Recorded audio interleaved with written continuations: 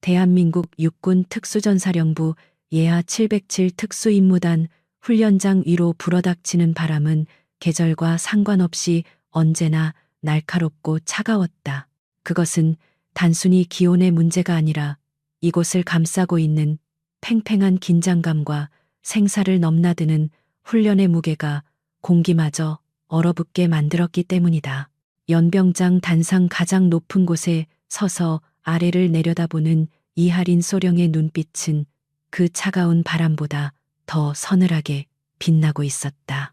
그녀의 시선은 정렬해 있는 대원들의 미세한 움직임 하나하나를 놓치지 않고 훑어내리고 있었으며 그 압도적인 존재감은 연병장의 공기를 무겁게 짓눌렀다. 대한민국 육군 역사상 최연소, 그것도 여군으로서 707 특임단의 지역대장을 맡았다는 사실은 취임 초기부터 숱한 화제와 논란을 동시에 불러일으켰다. 가녀린 체구와는 대조적으로 그녀의 군복핏은 칼같이 단정했고 베레모 아래로 드러난 표정에는 감정의 동요가 전혀 느껴지지 않았다. 그녀는 자신을 향해 쏟아지는 의구심, 어린 시선들을 오직 실력 하나로 잠재워왔지만 여전히 그늘진 곳에서는 그녀의 권위에 도전하려는 불순한 움직임들이 독버섯처럼 자라나고 있었다. 하리는 그것을 모르는 바가 아니었으나 굳이 내색하지 않고 침묵으로 일관했다. 전대원, 침투 준비. 하린의 짧고 명료한 명령이 무전기를 타고 대원들의 이어피스에 꽂히는 순간 훈련장의 분위기는 순식간에 실전과 다름없는 살기로 뒤덮였다. 이번 훈련은 도심진의 고층 건물 점거 테러 상황을 가정한 고난도 진압 작전으로 0.1초의 오차가 인질의 생사를 가르는 긴박한 시나리오였다.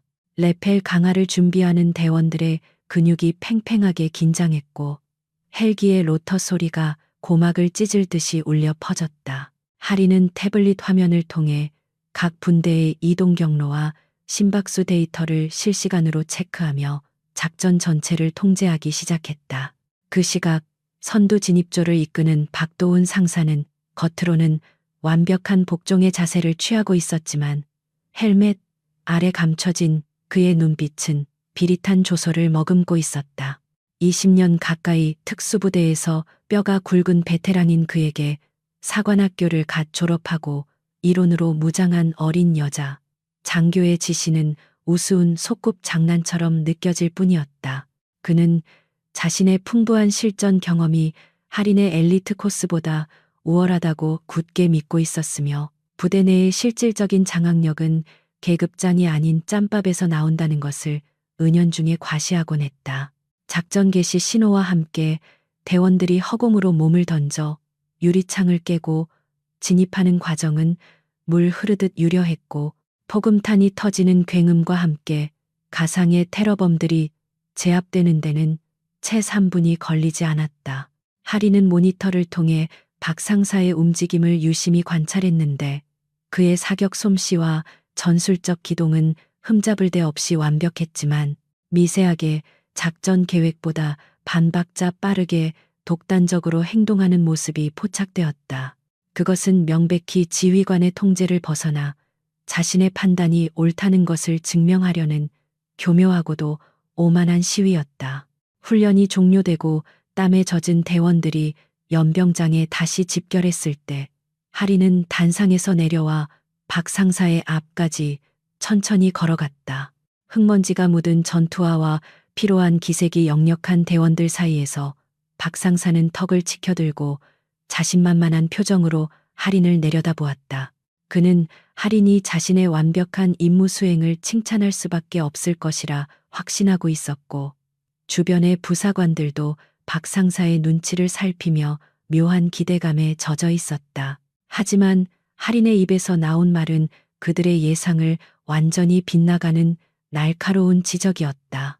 박 상사, 진입 타이밍이 0.5초 빨랐습니다. 그 찰나의 독단적인 행동이 후방 지원조의 사각을 만들 뻔했다는 걸 인지하고 있습니까? 하린의 목소리는 높낮이의 변화 없이 평온했지만 그 내용은 폐부를 찌르는 듯 전곡을 찔렀다. 대원들 앞에서 공개적으로 지적을 받은 박 상사의 얼굴이 순간적으로 불그락푸르락해졌다가 억지 웃음을 지으며 굳어졌다. 그는 속에서 끓어오르는 모멸감을 억누르며 짐짓 억울하다는 듯한 과장된 말투로 대답했다. 죄송합니다, 중대장님. 현장 상황이 급변하여 본능적으로 움직이다 보니 오차가 생긴 것 같습니다. 박 상사는 본능과 현장 경험이라는 단어를 강조함으로써 책상 물림 장교인 할인이 이해할 수 없는 영역이 있다는 뉘앙스를 풍겼다. 주변의 대원들 사이에서 미약하게 동요하는 기색이 감지되었는데 그것은 현장 요원들이 가지는 지휘부에 대한 본능적인 반발심을 자극하려는 박 상사의 계산된 화법이었다. 그는 자신이 부당하게 지적받고 있다는 분위기를 조성하여 할인을 융통성 없고 꽉 막힌 지휘관으로 몰아가고 있었다. 그러나 할인은 그의 얄팍한 수작에 말려들 생각이 추호도 없었다. 특수작전에서 본능은 철저한 훈련과 계산 위에서만 허용됩니다. 당신의 그 빗나간 본능이 팀 전체를 위험에 빠뜨릴 수 있다는 사실을 잊지 마십시오. 할인은 차가운 눈빛으로 박 상사의 눈을 똑바로 응시하며 못 박듯이 말했다. 그녀의 말에는 반론을 허용하지 않는 절대적인 권위가 실려 있었고 박 상사는 결국 시선을 피하며 입술을 깨물 수밖에 없었다. 이 짧은 대치 상황은 707 부대 내에 흐르는 보이지 않는 균열을 적나라하게 보여주는 순간이었으며 앞으로 다가올 거대한 폭풍의 전조와도 같았다. 훈련이 끝나고 샤워실로 향하는 라커룸에서 박 상사는 분노를 사기지 못하고 사물함 문을 거칠게 닫았다. 저 어린 계집애가 계급장 하나 믿고 설치는 꼴이라니 현장이 뭔지도 모르는 게 어디서 지적질이야. 그는 주변에 있는 하사관들이 들으라는 듯 큰 소리로 불만을 토로했다.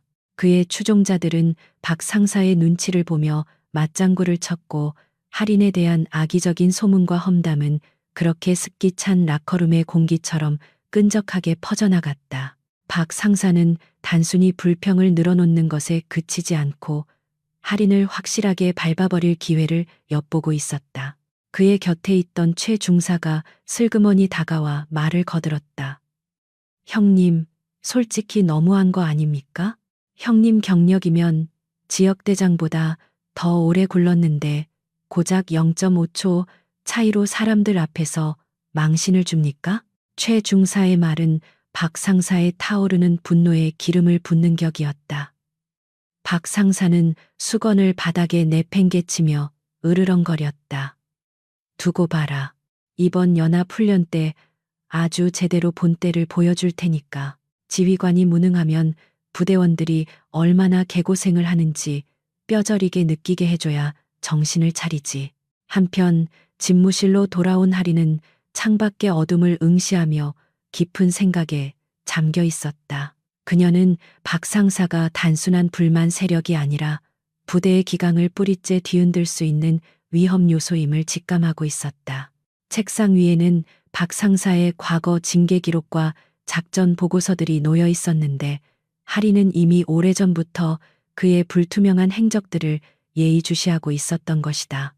그녀는 서랍 깊숙한 곳에서 암호화된 USB를 꺼내 컴퓨터에 연결하며 다가올 충돌에 대비해 자신만의 무기를 조용히 그리고 치밀하게 준비하기 시작했다.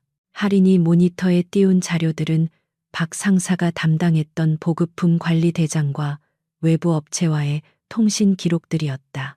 표면적으로는 아무런 문제가 없어 보이는 서류들이었지만 교차 검증을 통해 드러난 미세한 불일치들은 분명 누군가가 의도적으로 조작한 흔적을 가리키고 있었다. 할인은 특유의 예리한 분석력으로 숫자 뒤에 숨겨진 진실을 파헤치고 있었지만 아직은 결정적인 물증이 부족했다. 박 상사는 생각보다 훨씬 더 교활하고 용의주도한 인물이었고 꼬리를 밟히지 않기 위해 2중 3중으로 안전장치를 해두었기 때문이었다. 다음 주에 예정된 다국적 연합 대테러 훈련은 할인에게 있어 지휘관으로서의 능력을 국제적으로 증명할 중요한 무대였지만 동시에 박 상사에게는 할인을 나락으로 떨어뜨릴 절호의 기회가 될 터였다. 할인은 모니터 화면에 떠오른 복잡한 작전 지도 위로 붉은색 표시를 하며 수십 번의 시뮬레이션을 돌렸다. 그녀는 알고 있었다. 전장의 적보다 더 치명적이고 위험한 적은 바로 등 뒤에서 칼을 갈고 있는 아군이라는 사실을. 밤은 깊어가고 있었지만 707 부대의 지휘 통제실 불빛은 꺼지지 않았다. 하리는 씁쓸한 커피를 한 모금 마시며 피로를 쫓아냈다. 그녀가 싸워야 할 대상은 단순히 테러리스트뿐만이 아니었다. 군대라는 보수적인 조직 내에 뿌리 깊게 박혀 있는 성차별적 편견, 그리고 기득권을 놓지 않으려는 부패한 세력과의 싸움이 그녀를 기다리고 있었다. 하지만 하리는 결코 물러설 생각이 없었다. 그녀에게 후퇴란 곧 죽음을 의미했으며 그녀는 자신이 지켜야 할 자리가 무엇인지 너무나 잘 알고 있었기 때문이었다. 같은 시각, 영내의 은밀한 창고 구석에서 박 상사는 휴대전화 불빛에 의지해 무언가를 점검하고 있었다. 그것은 연합훈련에 사용될 특수 장비들이었는데 그는 장비의 핵심 부품을 능숙한 손놀림으로 조작하고 있었다. 겉으로 보기에는 멀쩡해 보이지만 결정적인 순간에 오작동을 일으키도록 설계된 정교한 사보타주였다.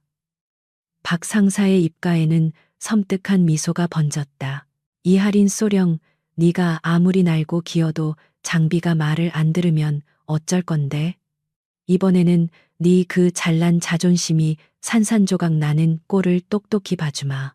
그는 조작된 장비를 다시 상자에 넣고 봉인 라벨을 정교하게 붙여 원래대로 돌려놓았다. 그의 계획은 완벽해 보였다. 훈련 도중 장비 결함으로 인한 사고가 발생하면 모든 책임은 현장 지휘관인 할인의 관리 소홀로 돌아갈 것이 뻔했다. 게다가 국제 옵서버들이 지켜보는 앞에서의 실패는 돌이킬 수 없는 불명예가 될 것이며 이는 곧 할인의 경력에 치명적인 오점을 남기게 될 것이었다. 박 상사는 자신의 손에 묻은 기름때를 닦아내며 휘파람을 불었다. 다음 날 아침 브리핑 룸의 공기는 여느 때보다 무거웠다. 할인은 연합훈련의 세부 일정과 작전 계획을 브리핑하고 있었고 박 상사를 비롯한 부사관들은 무표정한 얼굴로 그녀의 말을 경청하고 있었다. 하지만 그들의 눈빛 교환 속에는 은밀한 모의가 오가고 있었다. 할인은 그 미묘한 기류를 감지했지만 짐짓 모른 척하며 브리핑을 이어갔다. 그녀는 적의 의도를 파악하기 위해 그들이 움직일 때까지 기다리는 사냥꾼의 인내심을 발휘하고 있었다. 이번 훈련의 핵심은 신속성과 정확성, 그리고 팀원 간의 완벽한 호흡입니다. 특히 통신 장비와 개인 화기의 점검을 철저히 하십시오. 아주 사소한 결함이 작전 전체를 망칠 수 있습니다. 할인이 강조하며 박 상사 쪽을 쳐다보자. 박 상사는 흠칫 놀라는 듯 했으나 이내 태연하게 대답했다. 염려 마십시오, 중대장님. 장비 점검은 제 목숨보다 더 꼼꼼하게 챙기고 있습니다. 그의 뻔뻔한 거짓말에 할인은 속으로 냉소했지만 겉으로는 고개를 끄덕이며 넘어갔다. 훈련 D-Day가 다가올수록 부대 내의 긴장감은 최고조에 달했다. 할인은 늦은 밤까지 작전 지역의 지형과 기상 조건을 분석하며 만반의 준비를 갖추었다. 그녀는 이번 훈련이 단순한 연습이 아님을 본능적으로 느끼고 있었다. 박 상사의 지나치게 순종적인 태도, 부사관들 사이에 은밀한 눈빛 교환, 그리고 보급 창고 출입 기록의 미세한 이상, 징후들. 이 모든 퍼즐 조각들이 가리키는 것은 단 하나, 그녀를 겨냥한 함정이 준비되어 있다는 것이었다. 할인은 자신의 충직한 부하인 김중위에게 은밀한 지시를 내렸다. 김중위, 훈련 당일 예비 장비 세트를 별도로 확보해 두도록, 그리고 통신 채널 하나를 비공식적으로 열어둬. 무슨 일이 생길지 모르니 대비책이 필요해. 김중희는 할인의 의도를 정확히 이해하지는 못했지만 그녀의 지시에 토를 달지 않고 즉각 이행했다. 하리는 언제나 최악의 상황을 가정하고 대비하는 지휘관이었고 김중희는 그런 그녀를 절대적으로 신뢰하고 있었다. 마침내 결전의 날이 밝았다. 헬기 계류장에는 각국의 특수부대 지휘관들과 평가관들이 모여 있었고 707 특임단의 위용을 보여줄 헬기들이 굉음을 내며 시동을 걸고 있었다. 하리는 완전 군장을 갖추고 헬기에 오르기 전 마지막으로 대원들을 둘러보았다. 그녀의 시선이 박 상사와 마주쳤을 때 박 상사는 의미심장한 미소를 지으며 거수경례를 올렸다. 그것은 마치 승리를 확신하는 자의 여유로움처럼 보였다. 하리는 차갑게 굳은 표정으로 경례를 받아주며 헬기에 올랐다. 이제 주사위는 던져졌다. 굉음과 함께 헬기의 로터가 거센 바람을 일으키며 작전 지역 상공에 정지 비행을 시작했다. 아래로 내려다 보이는 폐공장 단지는 을씨년스러운 분위기를 풍기고 있었고 곳곳에 설치된 표적들과 가상의 인질들이 대원들을 기다리고 있었다. 하리는 호흡을 가다듬으며 팀원들에게 수신호를 보냈다. 그녀의 심장은 차분하게 뛰고 있었지만 등줄기를 타고 흐르는 식은땀은 본능적인 불안감을 경고하고 있었다. 국제 옵서버들과 군 수뇌부가 지켜보는 모니터링 룸의 시선이 그녀의 등 뒤에 꽂히는 듯한 압박감이 느껴졌지만 하리는 헬기 레페룡 로프를 움켜쥐며 마음을 다잡았다. 이번 훈련은 단순한 보여주기식이 아니라 실전과 동일한 강도로 진행되는 고위험 작전이었다. 알파팀 강화 개시. 하린의 명령과 함께 선두 대원들이 허공으로 몸을 던졌 로프를 타고 미끄러져 내려가는 대원들의 모습은 잘 짜인 기계 부품처럼 정교해 보였다. 그러나 박 상사가 포함된 브라보 팀의 차례가 되었을 때 예상치 못한 사태가 발생했다. 박 상사의 바로 뒤를 따르던 신입 하사가 강화하려는 순간 로프의 고정 장치에서 둔탁한 파열음이 들려온 것이었다.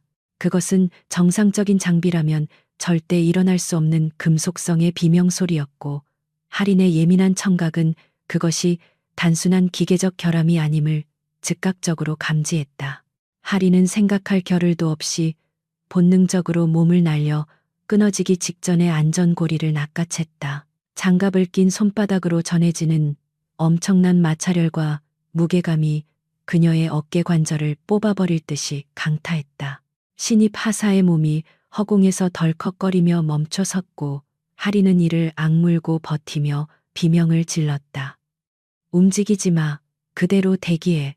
그녀의 팔 근육이 비정상적으로 부풀어 올랐고 헬기의 진동 속에서 그녀는 인간의 한계를 시험하는 듯한 고통을 감내해야 했다. 만약 그녀가 0.1초만 늦었더라도 신입 하사는 수십 미터 아래의 콘크리트 바닥으로 추락하여 즉사했을 것이 분명했다.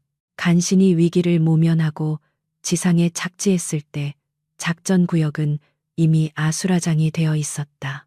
예정된 진입 루트가 꼬이면서 대원들의 동선이 엉키기 시작했고 폭파 지점의 타이밍이 어긋나면서 연막탄이 엉뚱한 곳에서 터져버렸다. 자욱한 연기 속에서 하리는 신속하게 대열을 재정비하려 했으나 통신 장비마저 지지직거리는 잡음만 뱉어낼 뿐 먹통이 되어 있었다. 이것은 단순한 우연의 연속이라기에는 너무나 자기적이었고 하리는 연기 속에서 희미하게 비치는 박 상사의 실루엣을 노려보았다. 그는 당황한 척 연기를 하고 있었지만 그의 움직임은 묘하게 느긋했다. 결국 작전은 예정된 시간을 훨씬 초과하여 엉망진창으로 종료되었다. 가상의 테러범들은 제압되었지만 인질 구출 점수는 낙제점에 가까웠고 아군 피해율은 심각한 수준으로 집계되었다. 헬기에서 내려 지상 통제소로 걸어가는 하린의 발걸음은 납덩이를 매단 듯 무거웠다. 멀리서 지켜보던 외국 장성들과 사령관의 표정은 싸늘하게 굳어 있었고 실망감을 감추지 못한 채 서로 귓속말을 주고받고 있었다. 하리는 입안에서 느껴지는 비릿한 피맛을 삼키며 다가올 문책을 각오하고 있었다. 그러나 그녀를 기다리고 있는 것은 단순한 질책이 아닌 더 끔찍한 모욕이었다. 장비 해제를 위해 집결한 곳에서 박 상사가 거칠게 헬멧을 바닥에 내던졌다. 쾅 하는 소리와 함께 주변의 정적이 깨졌고 모든 대원들과 평가관들의 시선이 그에게 쏠렸다. 박 상사는 얼굴을 시뻘겋게 물들인 채 할인을 향해 삿대질을 시작했다. 이게 다 중대장님 때문입니다. 현장 상황 무시하고 무리하게 진입 명령 내리니까. 장비 과부하 걸리고 애들 다 죽일 뻔한 거 아닙니까?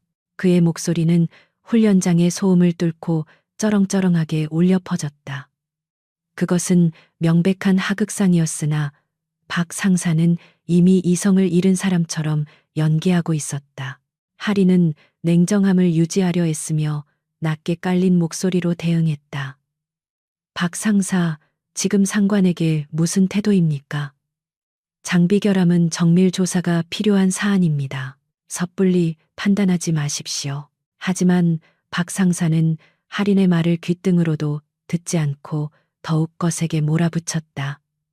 그는 주변에 모여든 타 부대원들과 고위 장교들을 의식하며 목소리를 더욱 높였다.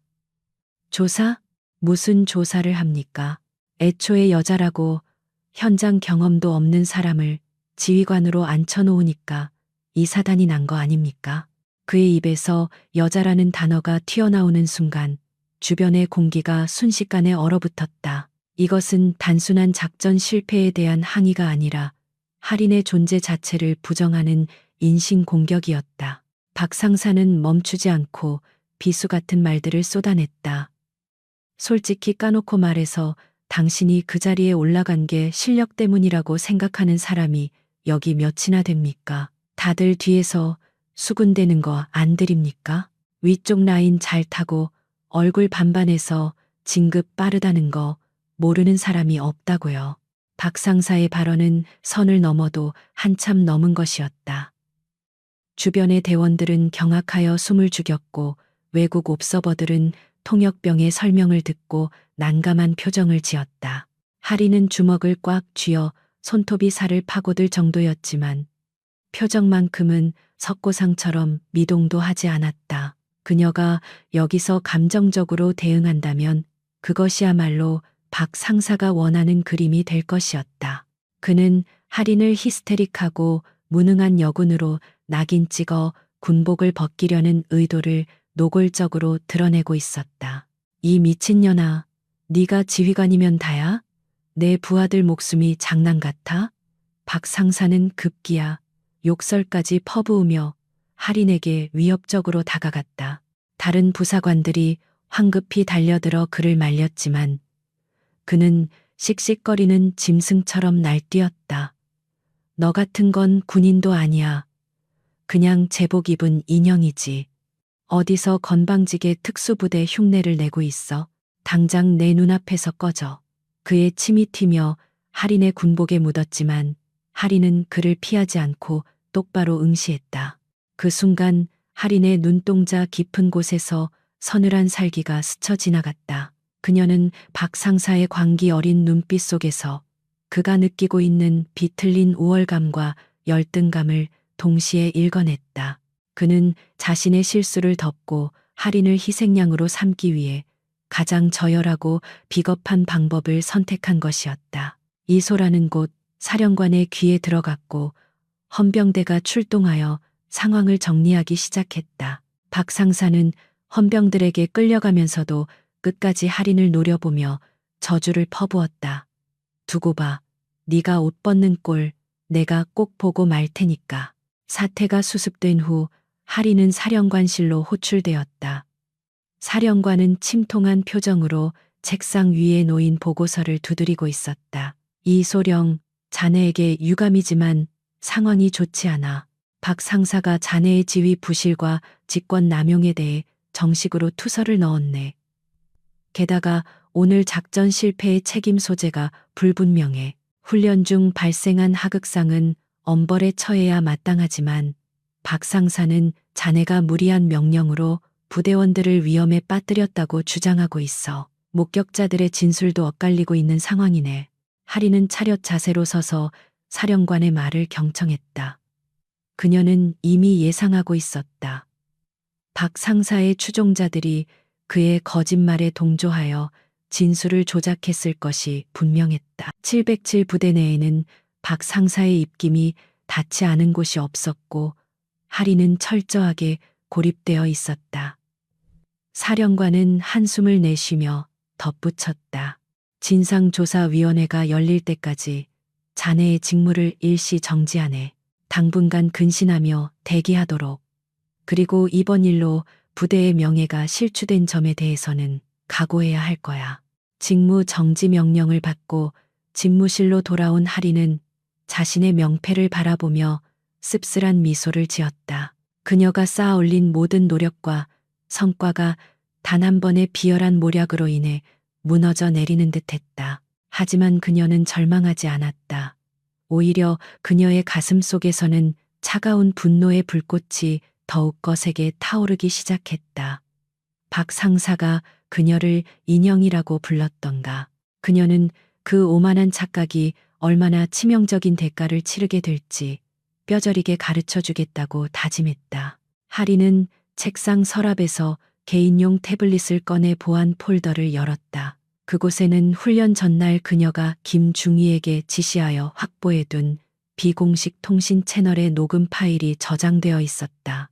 그녀는 이어폰을 꽂고 파일을 재생했다. 잡음 섞인 소리들 사이로 박 상사가 작전 시작 직전 누군가와 은밀하게 주고받은 무전 내용이 희미하게 흘러나왔다. 그래, 3번 로프 고리에 손 써뒀어. 타이밍 맞춰서 터뜨리면 돼. 그 여자 당황하는 꼴 좀 보자고. 그것은 명백한 증거였다. 박 상사가 자신의 부하를 위험에 빠뜨리면서까지 할인을 함정에 빠뜨리려 했다는 결정적인 물증이었다. 할인의 눈빛이 매섭게 빛났다.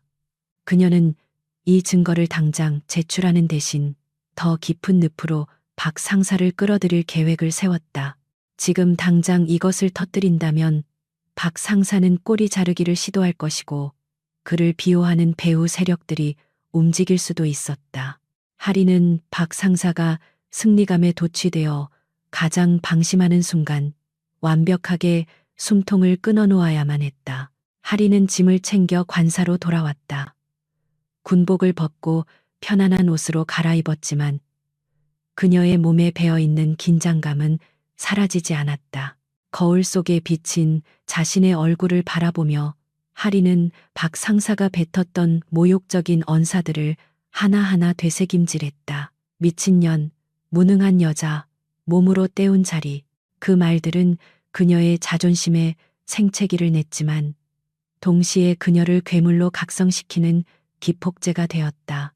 그녀는 더 이상 707의 지휘관이 아닌 복수를 위해 움직이는 사냥꾼이 되기로 결심했다. 밤이 깊어가고 부대 내의 술집에서는 박 상사와 그의 패거리들이 모여 축배를 들고 있었다. 봤냐? 그 계집애 얼굴 하얗게 질린 거? 내가 아주 속이 다 시원하더라. 박 상사는 맥주잔을 부딪히며 호탕하게 웃어댔다. 그는 자신이 승리했다고 확신하고 있었다. 하리는 직무 정지를 당했고 여론은 자신에게 유리하게 돌아가고 있었다. 그는 자신의 권력이 공고해졌음을 과시하며 앞으로 부대를 어떻게 장악할지 떠벌리고 있었다. 하지만 그는 모르고 있었다. 어둠 속에서 자신을 겨누고 있는 칼날이 이미 목구멍 바로 밑까지 들어와 있다는 사실을. 하리는 어두운 방 안에서 노트북 화면을 응시하며 손가락을 빠르게 움직였다. 그녀는 박 상사의 개인 금융 기록과 통화 내역을 정밀 추적하기 시작했다. 군 내부망에 접속할 권한은 박탈당했지만 그녀에게는 공식적인 경로 외에도 정보를 수집할 수 있는 수만 가지의 방법이 있었다. 그녀는 과거 정보사령부 파견 시절 구축해 놓은 비밀 네트워크를 가동했다. 화면에는 복잡한 코드들이 폭포수처럼 흘러내렸고 할인의 눈동자는 먹잇감을 찾는 맹금류처럼 날카롭게 빛났다. 그때 할인의 개인 휴대전화가 진동했다. 발신자는 표시되지 않았지만 그녀는 직감적으로 누구인지 알 수 있었다. 전화를 받자 변조된 목소리가 흘러나왔다. 요청하신 자료 확보했습니다. 박 상사가 최근 6개월간 군수업체 관계자와 12차례 만났더군요. 그리고 그 업체는 불량 장비 납품 의혹으로 내사를 받고 있는 곳입니다. 할인의 입가에 서늘한 미소가 번졌다. 퍼즐 조각들이 하나둘씩 맞춰지고 있었다. 박 상사는 단순한 사내 정치질을 넘어서 군수 비리라는 거대한 범죄에 연루되어 있었던 것이다. 할인은 전화를 끊으며 중얼거렸다.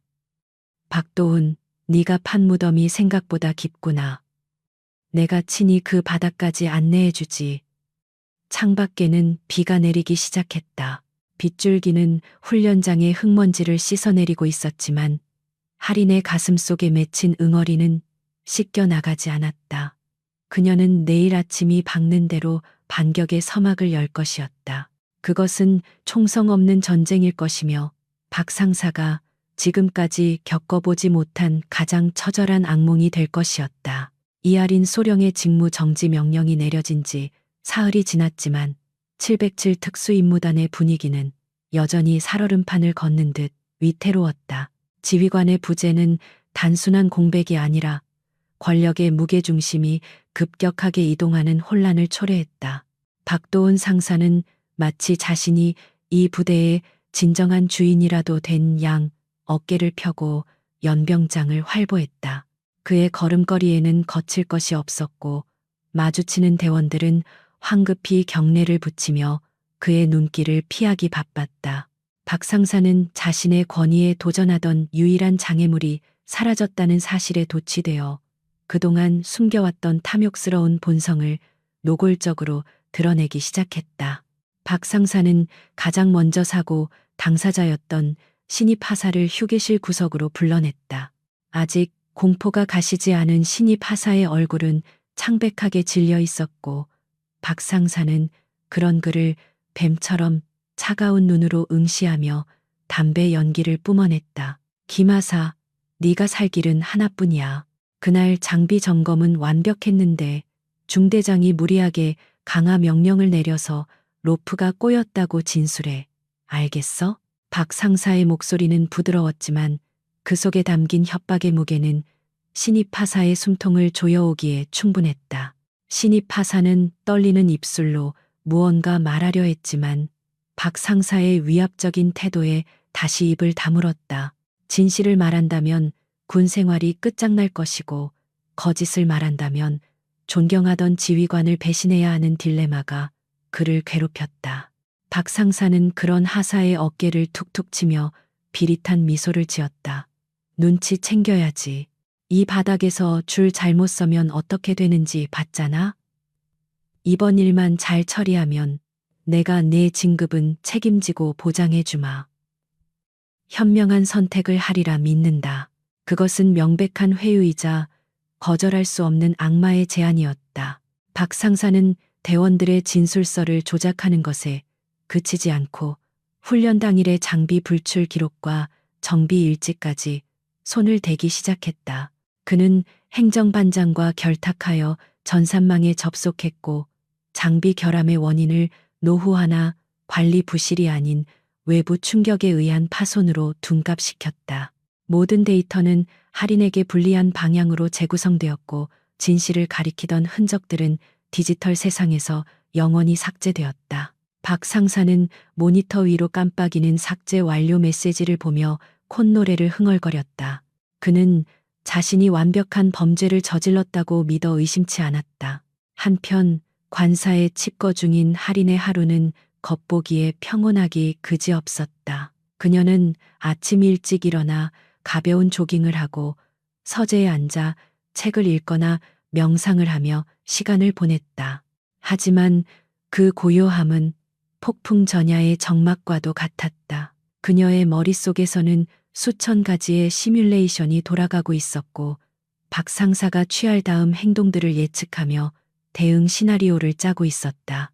그녀는 감정에 휘둘려 무모하게 움직이는 대신 적이 방심하여 가장 큰 실수를 저지를 때까지 기다리는 인내심을 발휘하고 있었다. 할인의 거실 테이블 위에는 노트북 세대가 쉴 새 없이 돌아가며 복잡한 알고리즘을 처리하고 있었다. 그녀는 군 내부망 접속이 차단된 상태였지만 우회 경로를 통해 외부 서버에서 박 상사와 연루된 군수업체의 자금 흐름을 추적하고 있었다. 화면에 나타난 그래프와 숫자들은 박 상사가 단순한 장비 조작범이 아니라 거대한 비리 사슬의 중간 관리자임을 명확하게 보여주고 있었다. 하리는 차가운 커피를 들이키며 모니터를 응시했다. 그녀의 눈동자는 먹잇감을 노리는 맹수처럼 서늘하게 빛나고 있었다. 그날 밤 박 상사는 부대 인근의 고급 요정에서 군수업체 이사와 은밀한 회동을 가졌다. 붉은 조명 아래 값비싼 술과 안주가 차려졌고 두 사람의 얼굴에는 탐욕스러운 웃음이 번들거렸다.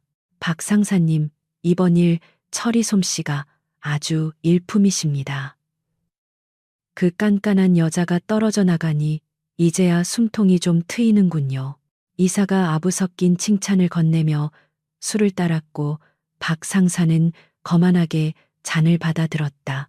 걱정 마십시오. 그 계집애는 다시는 군복 못 입습니다.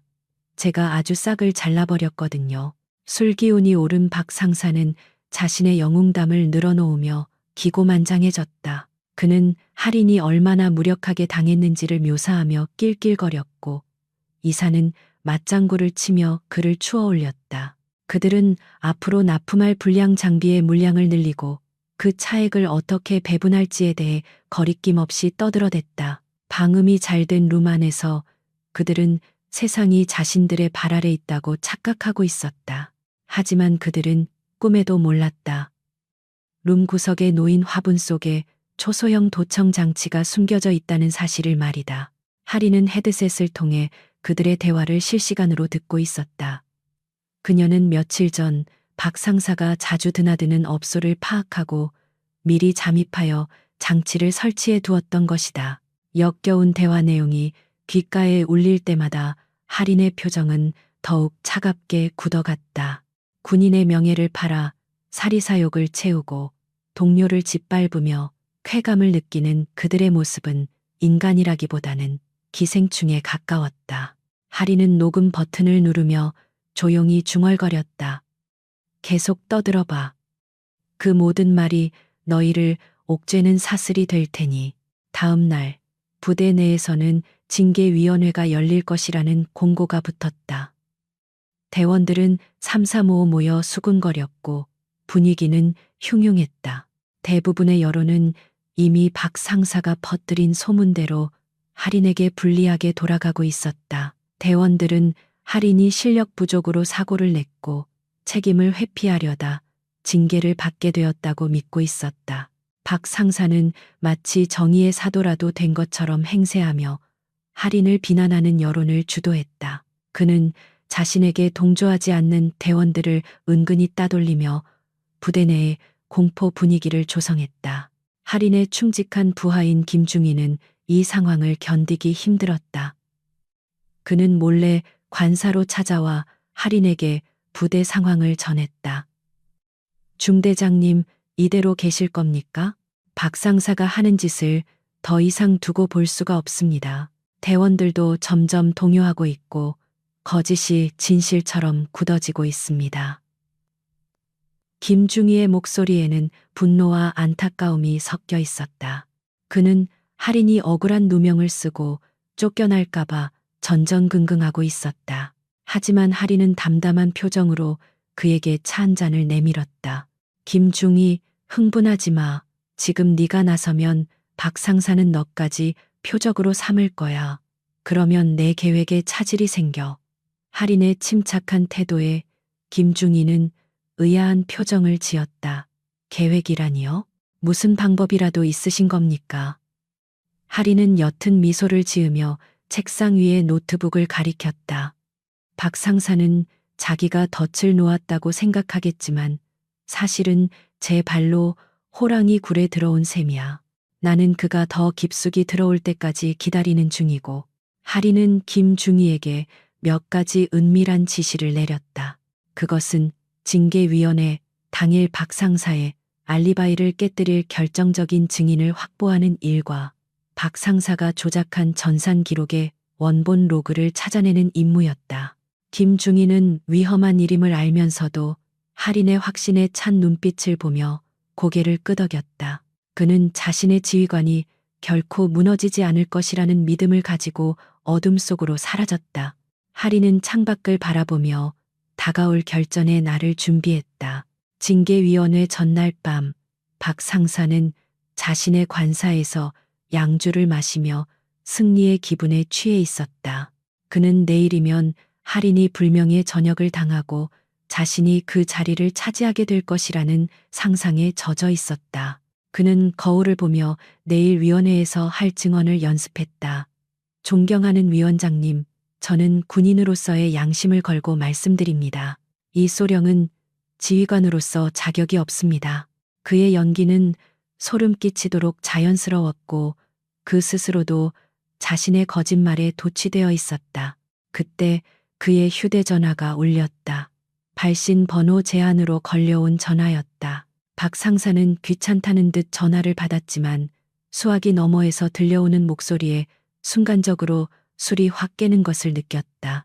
박도훈 상사, 밤길 조심하는 게 좋을 거야. 너무 높이 올라가면 떨어질 때 더 아픈 법이거든. 그것은 기계적으로 변조된 음성이었지만 그 말투와 억양은 분명 할인을 연상시키고 있었다.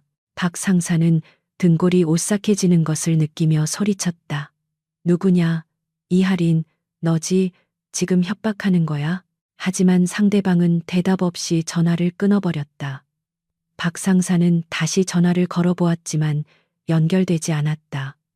그는 휴대전화를 집어던지며 욕설을 퍼부었. 젠장, 다 죽어가는 마당에 발악을 해? 어디 해보라지. 내일이면 내년은 끝이야. 그는 애써 불안감을 떨쳐내려 했지만 가슴 한구석에 자리 잡은 찜찜함은 사라지지 않았다. 어둠 속에서 누군가가 자신을 지켜보고 있다는 느낌이 그를 괴롭혔다. 그것은 사냥꾼에게 쫓기는 짐승이 느끼는 본능적인 공포와 닮아 있었다. 같은 시각, 하리는 제복을 다림질하고 있었다. 날카롭게 잡힌 칼주름은 그녀의 결연한 의지를 대변하는 듯했다. 그녀의 방 한쪽 벽면에는 박 상사의 범죄 사실을 입증할 증거물들이 순서대로 정리되어 있었다. 녹음 파일, 자금 추적 내역, 조작된 로그 기록, 그리고 김중희가 확보해온 핵심 증언까지 모든 준비는 끝났다.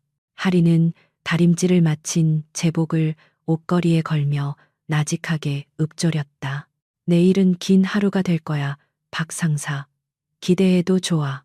하리는 침대에 누워 잠을 청했지만 머릿속은 내일 있을 전투에 대한 생각으로 맑게 깨어 있었다. 그녀는 단순히 자신의 명예를 되찾는 것뿐만 아니라 썩어빠진 부대의 환부를 도려내고 정의를 바로 세우겠다는 사명감에 불타고 있었다. 그녀에게 있어 군인은 명예를 먹고 사는 존재였고 그 명예를 더럽힌 자는 결코 용서할 수 없는 적이었다. 창밖의 달빛이 그녀의 얼굴을 비추었고 그녀의 눈가에는 서늘한 결기가 어려 있었다. 날이 밝자 707 부대의 대회의실은 징계위원회를 참관하기 위해 모인 간부들로 가득 찼다. 위원장석에는 법무참모와 감찰실장이 엄숙한 표정으로 앉아 있었고 피시민석은 비어 있었다. 잠시 후 문이 열리고 박 상사가 들어왔다. 그는 깔끔한 정복 차림에 비장한 표정을 짓고 있었지만 눈빛은 교활하게 빛나고 있었다. 그는 주위를 둘러보며 가벼운 목례를 했고 몇몇 간부들은 그에게 격려의 눈빛을 보냈다. 분위기는 이미 박 상사의 승리로 기울어진 듯했다. 곧이어 문이 다시 열리고 할인이 입장했다. 그녀의 등장은 장내를 순식간에 침묵에 빠뜨렸다. 직무정지 상태임에도 불구하고 그녀가 뿜어내는 기백은 여전히 날카롭고 압도적이었다. 그녀는 또각거리는 구두 소리와 함께 당당하게 걸어 들어와 피시민석에 섰다. 그녀의 시선이 박 상사와 마주쳤을 때 박 상사는 흠칫 놀라며 시선을 피했다. 할인의 눈빛에는 두려움이나 위축됨은 전혀 찾아볼 수 없었고 오히려 죄인을 심판하러 온 재판관의 눈빛과 같았다. 위원장이 헛기침을 하며 회의 시작을 알렸다. 지금부터 707 특수임무단 이하린 소령에 대한 징계위원회를 시작합니다. 먼저 사건 개요에 대한 보고가 있겠습니다. 서기의 보고가 이어지는 동안 박 상사는 회심의 미소를 지었다. 모든 시나리오는 완벽했고 이제 할인이 무너지는 꼴을 지켜보는 일만 남았다고 생각했다. 하지만 그는 알지 못했다. 할인이 들고 온 얇은 서류 가방 속에 자신의 파멸을 불러올 폭탄이 들어있다는 사실을. 징계위원회의 공기는 숨막힐 듯 무거웠고 박도훈 상사의 진술은 거침없이 이어졌다. 그는 준비해온 시나리오대로 자신을 불합리한 명령에 희생된 피해자로 포장하며 열변을 토했다. 당시 현장 상황은 중대장님의 명령을 수행하기에 부적절했습니다. 제가 수차례 경고했음에도 불구하고 이소령님은 무전을 무시하고 강화를 강행했습니다. 박 상사의 목소리에는 억울함이 짙게 배어 있었고 간간히 떨리는 손길로 물을 마시는 제스처까지 취하며 연기력을 뽐냈다. 위원들은 고개를 끄덕이며 그의 말에 설득되는 분위기였고 박 상사의 눈가는 승리감으로 미세하게 떨리고 있었다. 법무참모가 안경을 고쳤으며 날카로운 질문을 던졌다. 그렇다면 피시민은 사고의 원인이 전적으로 지휘관의 오판에 있다는 주장입니까? 장비 결함 가능성은 없었습니까? 박 상사는 기다렸다는 듯 대답했다. 네, 그렇습니다. 장비는 훈련 전 완벽하게 점검되었습니다. 이는 정비 일지에도 명확히 기록되어 있습니다. 무리한 하중과 잘못된 각도에서의 진입이 로프 파손의 주원인입니다. 그는 미리 조작해둔 정비 일지 사본을 증거물로 제출하며 자신의 주장에 쐐기를 박으려 했다. 모든 것이 그의 계획대로 완벽하게 흘러가고 있었다. 마침내 위원장의 시선이 할인에게로 향했다. 이할인 소령, 박 상사의 주장에 대해 반론할 기회를 주겠습니다. 할 말이 있습니까? 위원장의 말투는 이미 결론을 내린 듯 건조했고 형식적인 절차에 불과해 보였다. 할인은 천천히 자리에서 일어났다. 그녀의 표정은 박 상사의 예상과 달리 절망이나 분노가 아닌 차가운 이성으로 무장되어 있었다. 그녀는 손에 든 얇은 USB 드라이브를 들어 보이며 침착하게 입을 열었다. 말보다는 데이터로 보여드리겠습니다.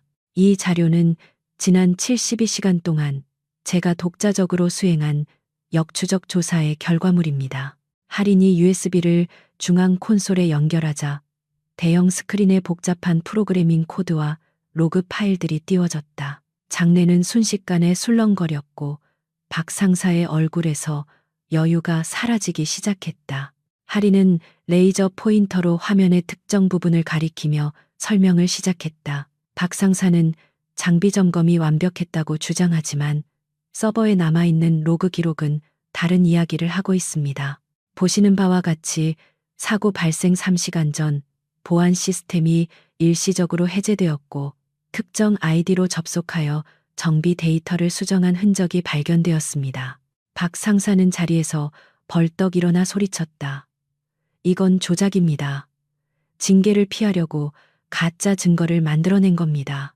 하지만 할인은 그를 쳐다보지도 않고 계속해서 설명을 이어갔다. 물론 박 상사는 흔적을 지우기 위해 덮어쓰기 프로그램을 사용했습니다.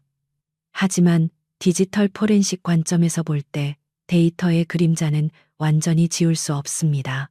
저는 삭제된 레이어 아래에 숨겨져 있던 원본 로그를 복구하는데 성공했습니다.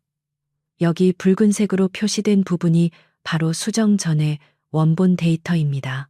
화면에는 로프 고정 장치 마모 심각, 교체, 요망이라는 원본 메시지가 선명하게 드러났다. 장내의 공기가 급변했다. 위원들의 표정이 심각하게 굳어졌고 박 상사를 옹호하던 몇몇 간부들은 당황하여 웅성거리기 시작했다. 하리는 멈추지 않고 다음 파일을 열었다. 그것은 훈련 당일 헬기 경납고 내부를 촬영한 저해상도의 CCTV 영상이었다. 박 상사는 모르고 있었겠지만 경납고 사각지대에는 보안 강화를 위해 지난달 새로 설치된 적외선 카메라가 있었습니다. 그리고 이 영상에는 사고 장비에 손을 대는 누군가의 모습이 찍혀 있습니다. 영상 속에는 어두운 경납고에서 헬멧을 쓴 인물이 3번 로프 고리에 무언가를 바르고 나사를 헐겁게 푸는 장면이 고스란히 담겨 있었다. 비록 얼굴은 가려져 있었지만 그가 착용한 손목시계와 체격은 누가 봐도 박 상사였다. 박 상사의 얼굴은 사색이 되어 하얗게 질렸다. 그는 무의식적으로 자신의 손목시계를 감추려 했지만 이미 모든 위원들의 시선은 그의 손목에 꽂혀 있었다. 하리는 차가운 목소리로 일갈했다. 이것은 단순한 과실이 아닙니다. 아군의 생명을 담보로 지휘관을 음해하려 한 계획적인 살인 미수 행위입니다. 박 상사는 다리가 풀려 자리에 주저앉을 뻔했다. 그는 덜덜 떨리는 목소리로 변명하려 애썼다. 아, 아닙니다. 저건 제가 아닙니다. 그리고 저 영상이 진짜라는 보장이 어디 있습니까? 그러나 할인의 공격은 여기서 끝이 아니었다. 그녀는 마지막 결정타를 날리기 위해 또 다른 폴더를 열었다. 박 상사의 동기가 궁금하시겠죠. 단순히 저에 대한 반감 때문만은 아닙니다. 여기 보시는 자료는 박 상사와 군수업체 지사 간의 지난 2년간의 금융거래 내역입니다. 차명 계좌를 통해 오간 검은 돈의 흐름이 여기 모두 기록되어 있습니다. 스크린에 수많은 계좌, 이체 내역과 금액들이 폭포수처럼 쏟아져 내렸다. 불량 부품을 납품받고 그 대가로 받은 리베이트 자금, 훈련용 소모품을 빼돌려 되판, 수익금 등 박 상사가 저지른 비리의 규모는 상상을 초월했다. 위원장은 안경을 벗어 책상에 내려놓으며 깊은 한숨을 내쉬었다. 이것은 단순한 하극상 사건이 아니라 군 조직 전체를 뒤흔들 대형 비리 스캔들이었다. 박 상사의 혐의는 이제 징계 수준을 넘어 군사 법정 최고형을 다투게 될 상황으로 치달았다. 하리는 마지막으로 어젯밤 요정에서 녹음한 음성 파일을 재생했다. 그 여자 당황하는 꼴 좀 보자고 내가 아주 싹을 잘라버렸거든. 박 상사의 걸걸한 목소리가 스피커를 통해 회의실 전체에 울려 퍼졌다. 자신의 범죄를 자랑스럽게 떠벌리는 그 추악한 목소리는 그가 빠져나갈 수 있는 마지막 구멍조차 완벽하게 막아버렸다. 회의실 안의 모든 사람들이 경멸 어린 눈빛으로 박 상사를 노려보았다. 그는 이제 벼랑 끝에 몰린 쥐 신세가 되었다. 박 상사는 갑자기 이성을 잃고 할인을 향해 달려들려 했다. 이 악마 같은 년, 내 뒤를 캤어? 죽여버릴 거야. 하지만 대기하고 있던 헌병들이 즉시 그를 제압하여 바닥에 눌러버렸다. 제압당한 채 발버둥치는 박 상사의 모습은 처참하기 그지없었다. 하리는 그를 내려다보며 조용히 그러나 뼛속까지 시리게 말했다. 박 상사, 당신이 실수한 건 딱 하나야. 상대를 잘못 골랐다는 것. 당신은 707을 건드렸고 나를 건드렸어. 그 대가가 어떤 것인지 이제부터 똑똑히 알게 될 거야. 소란이 가라앉은 후 위원장은 엄숙한 목소리로 선언했다. 본위원회는 박도훈 상사의 모든 주장을 기각하며 제출된 증거의 중대성을 감안하여 즉시 군 검찰의 수사를 의뢰한다. 또한 이할인 소령에 대한 직무 정지 명령은 이 시간부로 철회한다. 하리는 깍듯이 경례를 했지만 그녀의 표정에는 기쁨이 없었다. 그녀에게 이것은 승리가 아니라 당연히 바로잡아야 할 질서의 회복일 뿐이었다. 그녀는 헝클어진 옷매무새를 다듬으며 잡혀가는 박 상사를 응시했다. 하지만 하리는 여기서 멈출 생각이 없었다. 단순히 박 상사를 감옥에 보내는 것만으로는 부족했다. 그가 군인으로서 가지고 있던 잘못된 자만심, 힘과 경험을 맹신하며 타인을 짓밟았던 그 오만함을 철저하게 부숴버려야 했다. 그래야만 제2, 제3의 박 상사가 나타나는 것을 막을 수 있었다. 하리는 위원장을 향해 정중하게 발언권을 요청했다. 위원장님, 박 상사의 처벌에 앞서 한 가지 제안을 드리고 싶습니다. 모두가 의아한 표정으로 하린을 쳐다보았다. 이미 승패가 결정된 마당에 무엇을 더 제안하려는지 궁금해하는 눈치였다. 하린은 또렷한 목소리로 말했다. 박 상사는 평소 제가 실전 경험이 부족하고 여성이기 때문에 지휘관으로서 자격이 없다고 주장해 왔습니다. 그의 그릇된 인식이 부대 기강을 해치는 주원인이었습니다. 저는 특전사 훈련 규정 제4조 2항 지휘관 자격 검증을 위한 쌍방 훈련을 발동하여 박 상사에게 진정한 군인의 자격이 무엇인지 가르쳐주고 싶습니다. 장례는 다시 한번 충격에 휩싸였다. 지휘관 자격 검증 훈련은 과거 군 내부에 갈등이 있을 때 사용되던 구시대의 방식이었지만 규정상 폐지되지는 않은 조항이었다. 그것은 계급장을 떼고 오로지 실력으로만 겨루는 1대1 대결을 의미했다. 위원장은 난색을 표했다. 이 소령, 굳이 그럴 필요가 있나? 박 상사는 이미 범죄자 신분이야. 하지만 하린의 눈빛은 흔들리지 않았다. 아닙니다. 그는 아직 자신이 실력에서 졌다고 인정하지 않고 있습니다. 그가 가진 마지막 자존심까지 무너뜨려야 이 사건은 진정으로 종결됩니다. 헌병에게 붙잡혀 있던 박 상사는 하린의 제안을 듣고 광기 어린 웃음을 터뜨렸다. 하하하, 좋아, 아주 좋아. 감옥에 가더라도 내년 코를 납작하게 해줄 기회는 마다하지 않지. 어디 한번 붙어보자고. 실전이 뭔지 내 몸으로 직접 알려주마.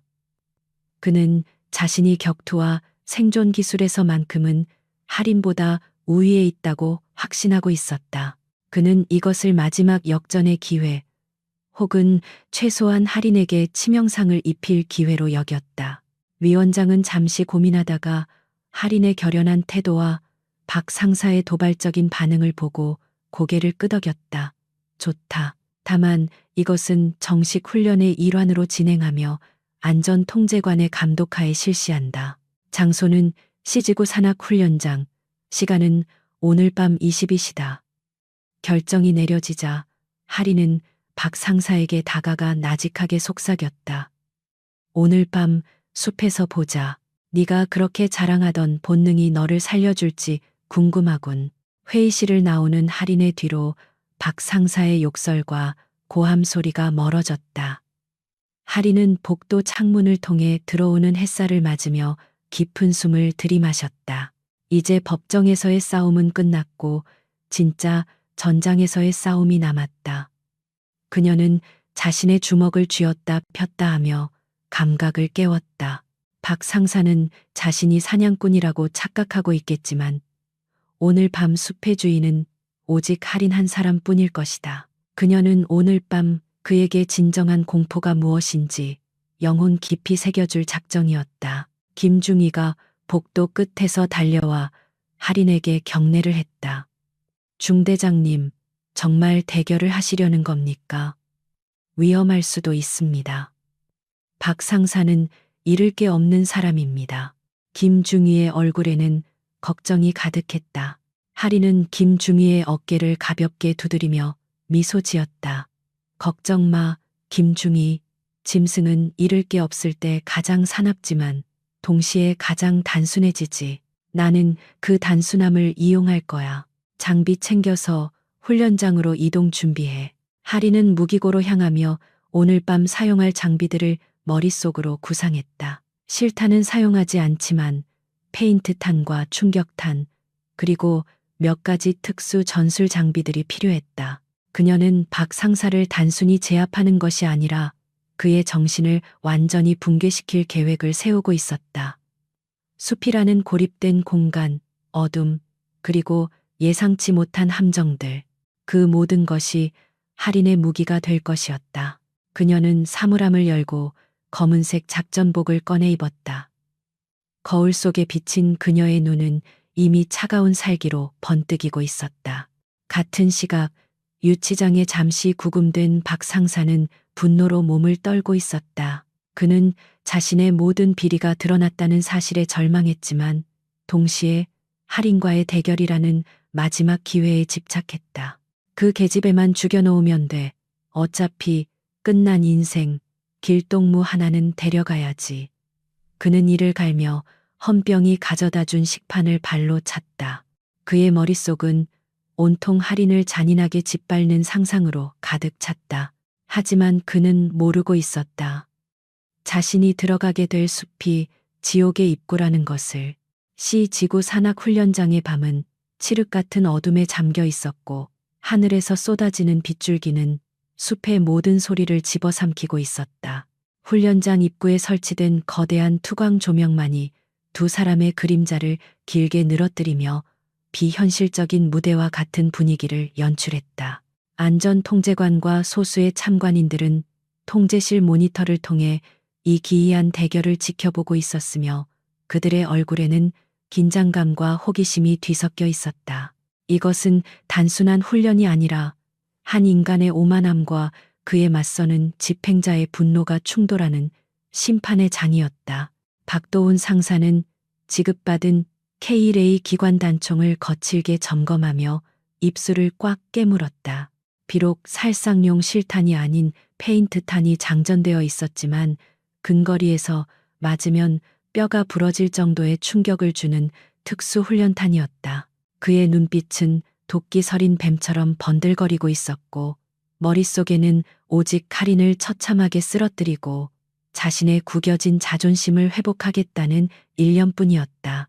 그는 자신이 가진 체격 조건과 완력이 할인보다 월등히 앞선다고 확신하고 있었으며 어둠과 숲이라는 변수조차 자신의 편이라고 믿고 있었다.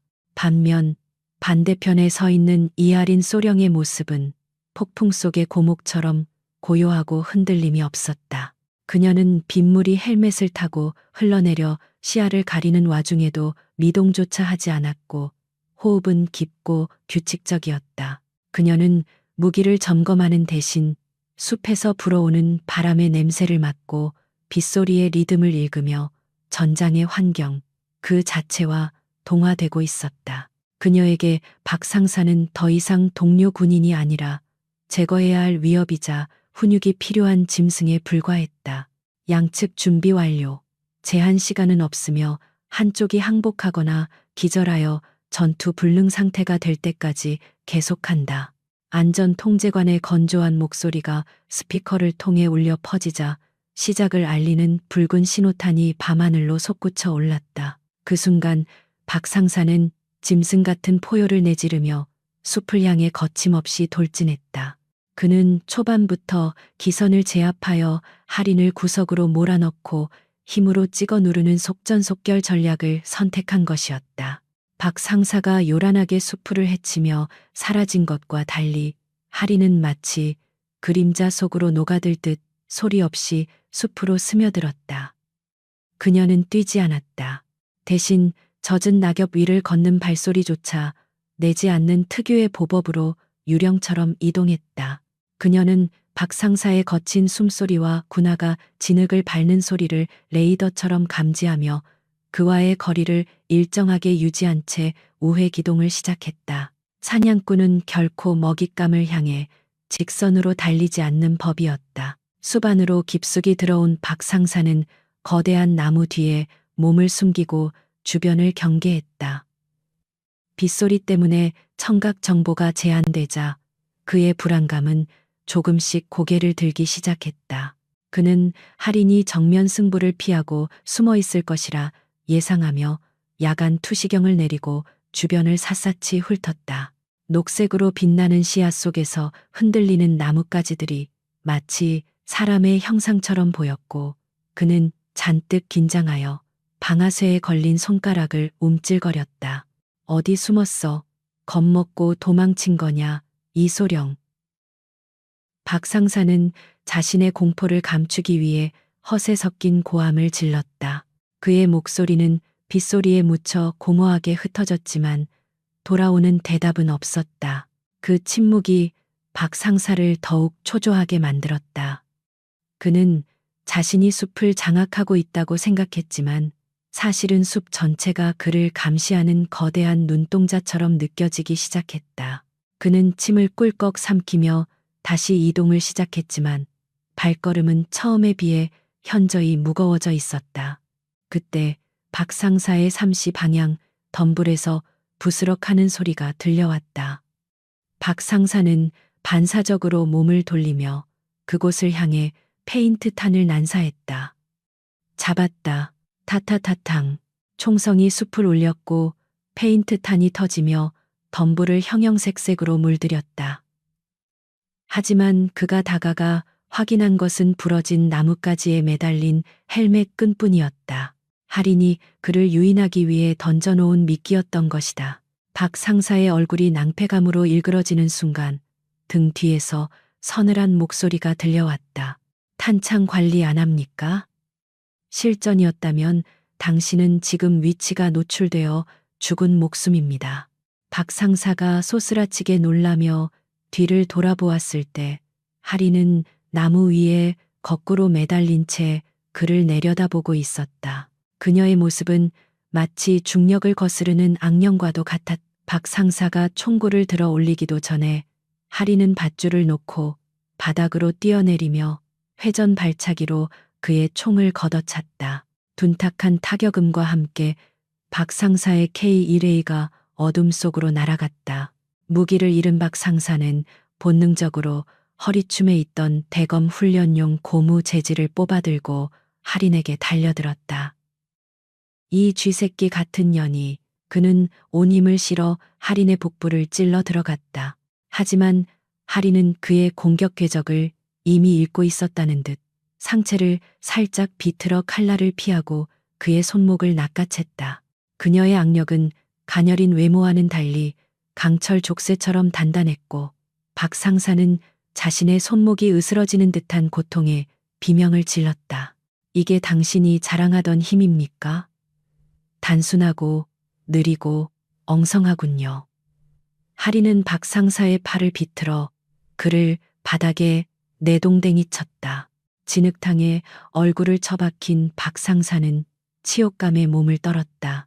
그는 흙탕물을 튀기며 다시 일어났지만 할인은 그에게 공격할 틈을 주지 않았다. 그녀는 박 상사의 관절과 급소를 정확하게 타격하며 그를 유린했다. 그것은 싸움이라기보다는 일방적인 구타이자 교육에 가까웠다. 박 상사는 주먹을 휘둘러 보았지만 허공만 가를 뿐이었다. 할인은 그의 주먹을 가볍게 흘려보내며 로우킥으로 그의 허벅지를 강타했다. 근육이 파열되는 듯한 통증에 박 상사의 다리가 휘청거렸다. 그는 자신이 상대하고 있는 여자가 단순한 장교가 아니라 살인 기술로 단련된 인간병기라는 사실을 뒤늦게 깨닫기 시작했다. 그의 오만했던 자신감은 산산조각 났고 그 빈자리는 원초적인 공포심으로 채워지고 있었다. 왜요? 말만 번지르르 하고 실력은 형편없습니까? 당신이 무시하던 여군에게 제압당하는 기분이 어떻습니까? 할인은 넘어진 박 상사를 내려다보며 차갑게 조소했다. 그녀의 눈빛은 비에 젖어 더욱 서늘하게 빛났고 박 상사는 그 눈빛에서 자신의 처참한 패배를 읽었다. 하지만 그는 아직 포기하지 않았다. 그는 흙을 한 줌 쥐어 할인의 눈에 뿌리고는 그녀가 주춤하는 사이 잃어버린 총을 향해 네 발로 기어갔다.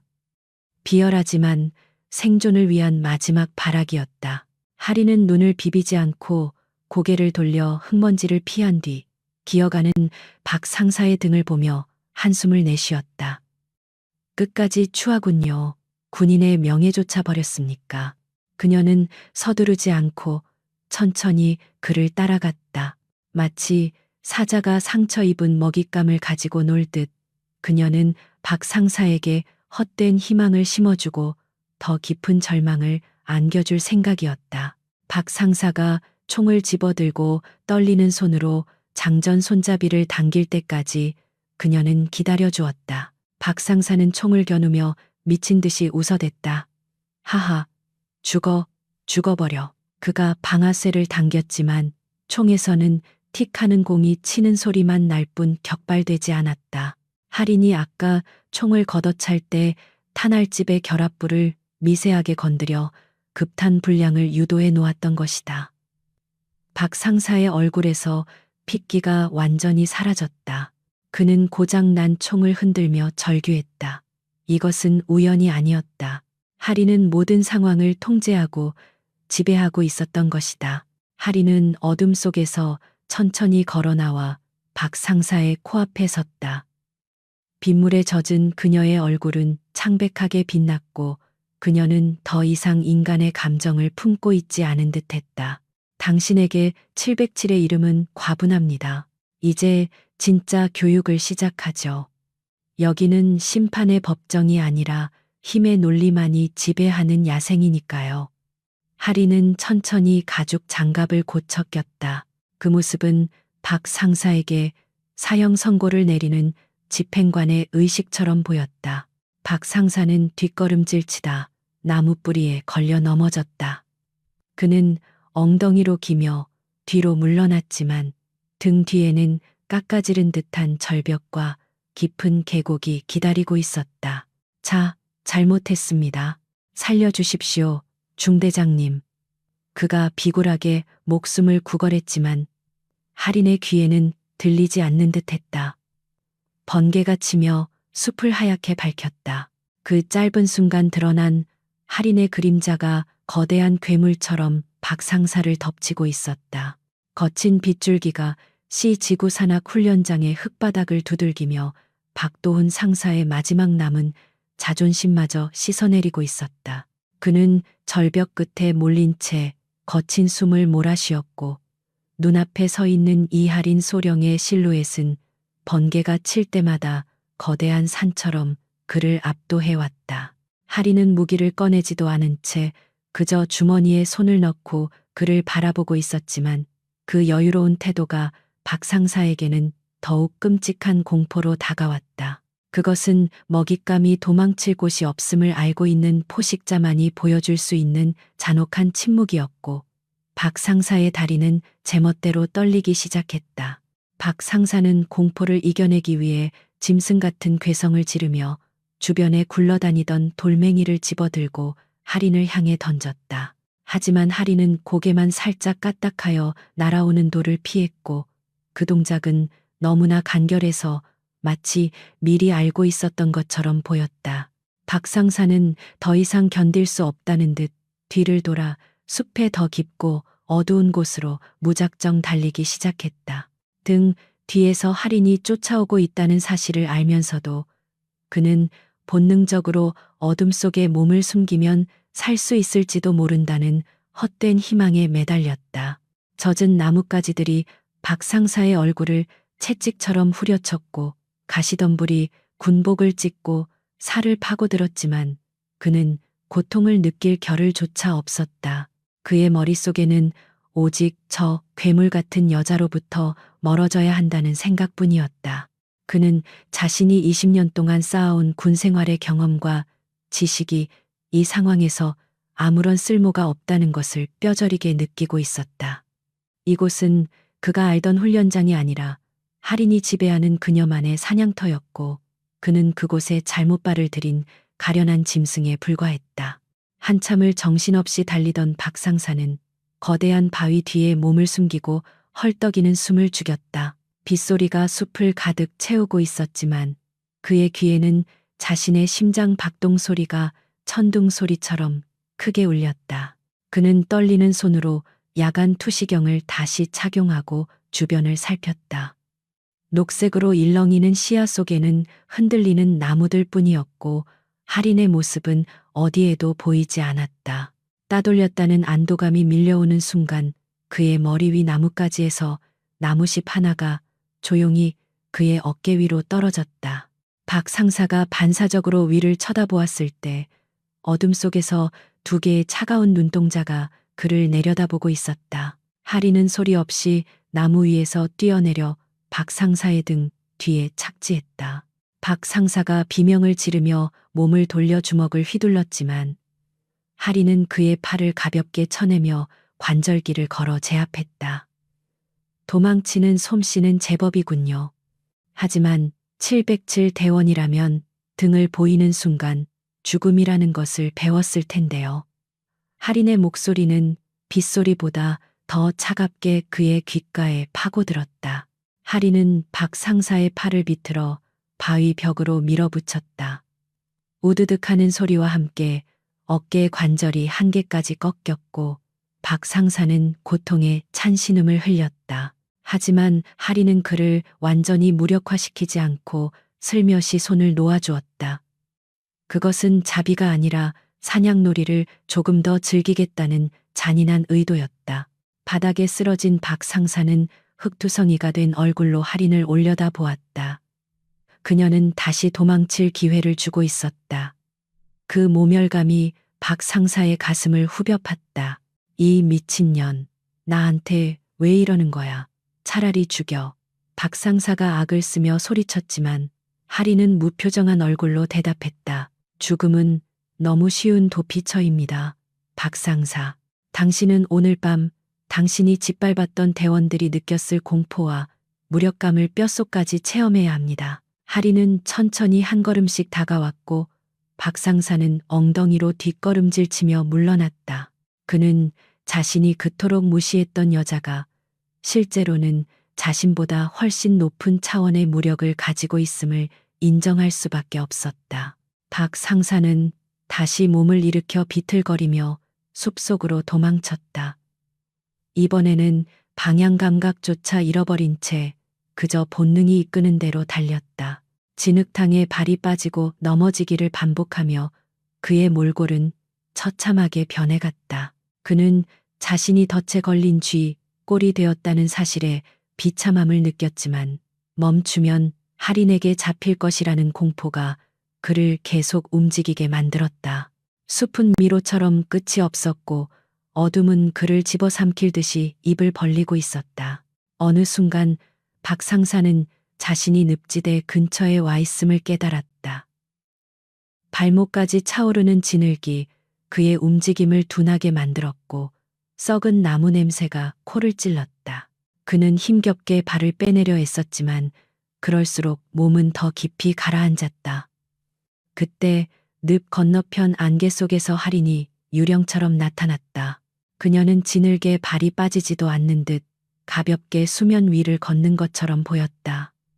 그것은 인간의 움직임이라기보다는 무협지 속고수의 경공수를 연상케 했다. 박 상사, 당신의 탐욕이 당신을 늪으로 끌어들였습니다. 스스로 빠져나올 힘도 없으면서 남을 해하려 했으니 그 말로가 비참한 것은 당연한 이치 아닙니까? 할인은 늪 가장자리에 서서 팔짱을 낀 채 그를 바라보았다. 박 상사는 허리춤까지 차오른 진흙 속에서 허우적거리며 살려달라고 애원했다. 제발 내가 잘못했어. 살려줘. 여기서 나가게만 해주면 다 자백할게. 그의 목소리는 물기에 젖어 애처롭게 들렸다. 할인은 주변에 있던 굵은 밧줄을 던져주었다. 하지만 박 상사가 밧줄을 잡으려는 순간 그녀는 밧줄을 획 잡아당겨 그를 희롱했다. 박 상사는 중심을 잃고 흙탕물을 들이켰다. 콜록거리며 고개를 든 박 상사의 눈에서 눈물이 흘러내렸다. 그것은 회개의 눈물이 아니라 철저하게 유린당하는 자의 서러움이었다. 할인은 다시 밧줄을 던져주며 말했다. 잡으십시오. 이번이 마지막 기회입니다. 당신의 목숨줄을 쥔 사람이 누구인지 똑바로 기억하십시오. 박 상사는 죽기 살기로 밧줄을 붙잡고 늪에서 기어 나왔다. 온몸이 진흙범벅이 된 그는 짐승처럼 네 발로 기어 할인의 발치에 엎드렸다. 그는 이제 완전히 전의를 상실했고 할인을 쳐다볼 엄두조차 내지 못했다. 할인은 그런 그를 내려다보며 차갑게 명령했다. 일어납니다. 훈련은 아직 끝나지 않았습니다. 그 말은 박 상사에게 사형 선고보다 더 끔찍하게 들렸다. 이 지옥 같은 시간이 언제 끝날지 알 수 없다는 절망감이 그를 짓눌렀다. 하리는 박 상사를 끌고 다시 숲의 중앙으로 이동했다. 그녀는 박 상사에게 끊임없이 신체적, 정신적 압박을 가했다. 갑자기 어둠 속에서 나타나 로우킥을 날리고 사라지거나 나무 뒤에서 돌을 던져 그를 혼란스럽게 만들었다. 박 상사는 신경쇠약 직전까지 몰렸고 작은 바람 소리에도 쏘스라치게 놀라 주저앉았다. 그는 자신이 미쳐가고 있다고 생각했다. 하리는 그를 육체적으로 파괴하는 대신 그의 정신을 조각내어 다시는 재기할 수 없도록 만들고 있었다. 시간이 얼마나 흘렀는지 알 수 없었다. 비는 그칠 기미를 보이지 않았고 박 상사의 체력은 바닥났다. 그는 나무 뿌리에 걸려 넘어지면서 무릎을 찧었고 고통의 비명조차 지르지 못하고 끙끙 앓았다. 그는 흐릿해지는 의식 속에서 할인이 다가오는 것을 느꼈다. 할인은 그의 멱살을 잡아 일으켜 세우고 나무 기둥에 거칠게 밀어붙였. 그리고는 품에서 훈련용 단검을 꺼내 그의 목에 갖다 대었다. 차가운 금속의 감촉이 목 피부에 닿자 박 상사는 숨을 멈췄다. 느껴집니까? 이 서늘한 감촉이. 이것이 당신이 그토록 가볍게 여겼던 타인의 생명입니다. 하리는 칼날을 조금 더 깊게 눌렀다. 박 상사는 오줌을 지릴 정도로 공포에 질려 벌벌 떨었다. 살려주세요. 제발. 그는 아이처럼 울먹이며 빌었다. 하리는 그의 눈을 똑바로 응시하며 나직하게 속삭였다. 당신은 군인이 아닙니다. 제복 입은 양아치일 뿐이죠. 오늘 밤 당신은 죽었습니다. 그리고 다시 태어난다면 인간이 되는 법부터 배우십시오. 하리는 칼을 거두고 박 상사를 바닥에 내팽개쳤다. 박 상사는 다리에 힘이 풀려 주저앉은 채 멍하니 바닥만 바라보았다. 그의 눈동자는 초점을 잃었고 입에서는 알 수 없는 헛소리가 흘러나왔다. 그는 완전히 붕괴되었다. 하리는 그런 그를 더 이상 건드리지 않았다. 이미 그는 껍데기만 남은 상태였고 그녀가 원했던 교육은 충분히 달성되었다. 그녀는 젖은 장갑을 벗어 털어내며 하늘을 올려다보았다. 먹구름 사이로 희미하게 새벽빛이 새어나오고 있었다. 하리는 무전기를 꺼내 통제실에 연락했다. 상황 종료. 대상자 확보 완료. 의료팀과 헌병대 대기 바랍니다. 그녀의 목소리는 평소와 다름없이 침착하고 안정적이었다. 잠시 후 멀리서 구조팀의 불빛이 보이기 시작했다. 하리는 나무에 기대어 앉아있는 박 상사를 뒤로하고 천천히 숲 입구를 향해 걸어갔다. 그녀의 뒷모습은 고독했지만 강인해 보였고 숲의 어둠조차 그녀를 감히 범접하지 못하고 물러서는 듯했다. 구조팀이 도착했을 때 박 상사는 넋이 나간 사람처럼 나무를 끌어안고 있었다. 의무병이 다가가 상태를 확인하려 하자 그는 발작적으로 비명을 지르며 뒷걸음질 쳤다. 오지 마. 저 여자, 저 악마가 오고 있어. 그는 허공을 향해 손을 휘저으며 헛것을 보고 있는 듯했다. 헌병들은 그를 안쓰럽게 쳐다보며 강제로 들것에 실었다. 한때 부대를 호령하던 거만한 상사의 모습은 온데간데 없고 겁에 질린 패잔병만이 남아있을 뿐이었다. 하리는 앰뷸런스에 실려가는 박 상사를 멀리서 지켜보았다. 김중희가 다가와 따뜻한 커피를 건네주었다. 고생하셨습니다, 중대장님. 괜찮으십니까? 김중희는 걱정스러운 눈빛으로 할인을 살폈다. 하리는 커피를 한 모금 마시며 엷은 미소를 지었다. 나는 괜찮아. 다만 누군가의 인생을 부수어버리는 일은 아무리 정당한 명분이 있어도 유쾌하지는 않군. 그녀의 말에는 승자의 기쁨보다는 어쩔 수 없는 선택을 해야 했던 지휘관의 고뇌가 담겨 있었다. 박 상사는 병원으로 이송되는 내내 헛소리를 중얼거렸다. 그 눈이 나를 보고 있어. 어둠 속에 있어. 의료진은 그에게 진정제를 투여해야만 했다.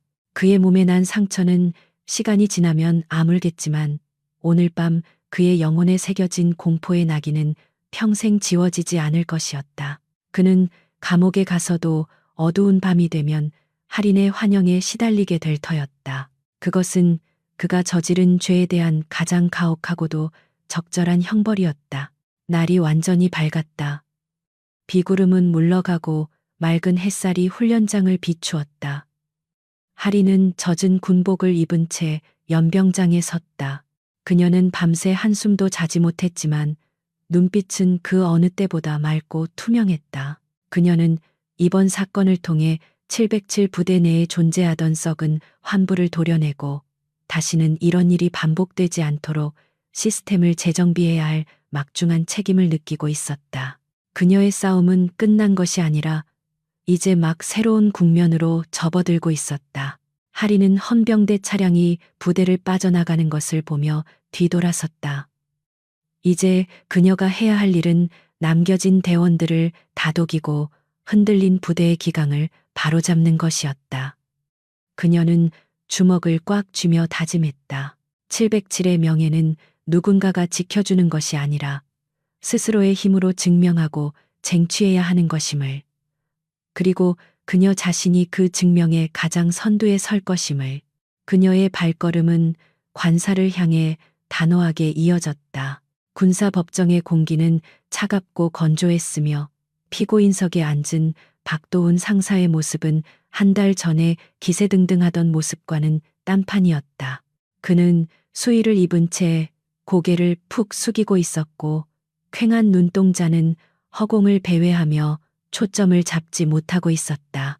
검찰관이 그의 여죄를 하나하나 열거할 때마다 방청석에서는 탄식과 야유가 터져나왔지만 박 상사는 그 어떤 소리도 들리지 않는 듯 멍한 표정으로 일관했다. 그는 이미 영혼이 파괴된 상태였으며 법정에서의 판결보다 밤마다 찾아오는 할인의 환영이 더 무서운 형벌처럼 그를 괴롭히고 있었다. 재판장은 엄숙한 목소리로 판결문을 낭독하기 시작했고 박 상사의 변호인은 최후 변론조차 포기한 듯한 태도를 보였다. 피고인 박도훈은 군수품 횡령, 작전 장비, 고의 파손, 상관 모욕 및 항명 등 다수의 중범죄를 저질렀음이 인정된다. 특히 아군의 생명을 담보로 개인의 영달을 꾀한 행위는 군인으로서 결코 용서받을 수 없는 최악의 범죄이다. 재판장이 징역 15년과 불명예의 제대를 선고하자 박 상사는 오히려 안도의 한숨을 내쉬었다. 감옥이라는 격리된 공간이 할인으로부터 자신을 지켜줄 유일한 도피처라고 믿었기 때문이다. 박 상사가 수감된 이후 707 특수임무단 내부에는 거대한 숙청의 바람이 불어닥쳤다. 할인은 헌병대와 합동수사팀을 꾸려 박 상사와 결탁했던 부패 세력들을 뿌리째 뽑아내기 시작했다. 장비 보급을 담당하던 행정관들부터 박 상사의 사주를 받고 허위 진술을 했던 하사관들까지 그 누구도 할인의 서슬퍼런 칼날을 피할 수 없었다. 부대는 연일 징계위원회와 수사로 시끄러웠지만 대원들은 이것이 썩은 살을 도려내는 고통스러운 치유의 과정임을 본능적으로 깨닫고 있었다. 모든 조사가 마무리되고 부대가 안정을 되찾을 무렵 할인은 전 대원을 연병장에 집합시켰다. 단상에선 그녀의 모습은 예전과 다름없었지만 그녀를 바라보는 대원들의 눈빛은 완전히 달라져 있었다. 과거의 의구심과 반항심은 온데간데 없고 그 자리에는 절대적인 공포와 경외심이 뒤섞인 복잡한 감정이 자리 잡고 있었다. 할인이 입을 열자 연병장에는 숨소리조차 들리지 않을 만큼 무거운 정적이 감돌았다. 그녀는 더 이상 증명할 필요가 없는 명실상부한 707의 지배자가 되어 있었다. 지난 몇 주간 우리는 뼈를 깎는 고통을 겪었다. 동료를 잃었고 신뢰는 바닥에 떨어졌으며 부대의 명예는 실추되었다. 할인의 목소리는 확성기를 타고 훈련장 구석구석까지 울려 퍼졌다. 하지만 기억하라. 고름을 짜내지 않으면 새살은 돋지 않는다. 우리는 이제 썩은 뿌리를 잘라냈고 다시 시작할 준비가 되었다. 앞으로 내 지휘하에 불신이나 태만은 용납하지 않는다. 오직 실력과 결과로만 말하도록. 그녀의 선언은 단순한 훈시가 아니라 새로운 시대의 개막을 알리는 선포와도 같았다. 훈련 강도는 이전보다 훨씬 높아졌다. 할인은 대원들을 극한까지 몰아붙였지만 그 누구도 불평을 터뜨리지 않았다. 할인 자신이 가장 무거운 군장을 메고 선두에서 달렸고 가장 위험한 시범을 직접 보였기 때문이다. 그녀는 말로 지시하는 지휘관이 아니라 행동으로 보여주는 리더였다. 대원들은 땀과 흙먼지 속에서 뒹굴며 할인의 뒤를 따랐고 그 과정에서 박 상사가 심어놓았던 파벌 의식과 불신은 자연스럽게 씻겨 내려갔다. 707 부대는 다시금 하나의 단단한 강철 덩어리로 재련되고 있었다. 어느 날 오후 로프 사고의 당사자였던 신입 하사가 할인의 집무실을 찾아왔다. 그는 긴장한 표정으로 경례를 붙이며 머뭇거렸다. 중대장님, 늦었지만 감사하다는 말씀을 드리고 싶었습니다. 그날 중대장님이 아니었다면 저는 이 세상 사람이 아니었을 겁니다. 할인은 서류에서 눈을 떼고 그를 바라보았다. 감사는 필요 없다. 나는 지휘관으로서 해야 할 일을 했을 뿐이다. 다만 그날의 공포를 잊지 말고 더 철저하게 장비를 점검하는 습관을 들이도록.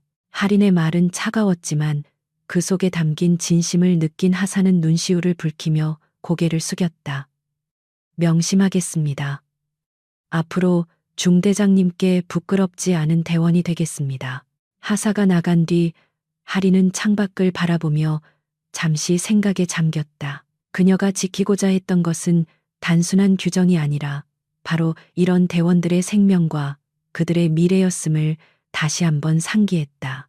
그녀는 책상 한편에 놓인 낡은 베레모를 만지작거렸다. 그것은 그녀가 초임 장교 시절부터 써왔던 초심을 잃지 않게 해주는 부적 같은 물건이었다. 계절이 바뀌고 다시 겨울이 찾아왔다. 707 특수임무단은 또다시 국제 대테러 연합 훈련에 참가하게 되었다. 이번 훈련 장소는 설산이었고 조건은 지난번보다 훨씬 가혹했다. 하지만 헬기에서 대기하는 대원들의 표정에는 긴장감보다는 자신감이 넘쳐 흘렀다. 그들은 할인이라는 절대적인 지휘관을 신뢰하고 있었고 어떤 상황에서도 그녀가 길을 열어줄 것이라는 믿음을 가지고 있었다. 할인은 팀원들의 장비를 일일이 눈으로 확인하며 작전 개시 신호를 기다렸다. 외국군 옵서버들 사이에서는 이미 할인에 대한 소문이 파다했다. 얼음 마녀, 전장의 발키리 등 그녀를 지칭하는 별명들은 다양했지만 모두 그녀의 압도적인 능력과 카리스마를 찬양하는 의미를 담고 있었다. 한 미군 장교가 한국군 연락 장교에게 물었다. 저 작은 체구의 여성이 그 전설적인 지휘관입니까? 소문으로는 혼자서 반란 주동자를 숲속에서 제압했다고 하던데요. 연락 장교는 자랑스러운 표정으로 고개를 끄덕였다. 맞습니다. 그녀는 우리 군의 자랑이자 건드려서는 안 될 영린 같은 존재죠. 작전이 시작되자 할인과 대원들은 눈보라 속으로 거침없이 뛰어들었다. 그들의 움직임은 완벽하게 통제된 늑대무리처럼 빠르고 은밀했다. 할인은 선두에서 수신호로 방향을 지시했고 대원들은 한치의 오차도 없이 그녀의 명령을 수행했다. 가상의 적들은 그들의 침투를 전혀 눈치채지 못했고 작전은 기록적인 시간 안에 성공적으로 마무리되었다. 종료 버저가 울리자 통제실에서는 기립 박수가 터져 나왔다. 그것은 완벽한 승리였다. 훈련이 끝나고 돌아오는 헬기 안에서 김중희가 할인을 보며 웃었다. 중대장님, 이번 기록은 깨기 힘들 것 같습니다. 역대 최고 점수입니다.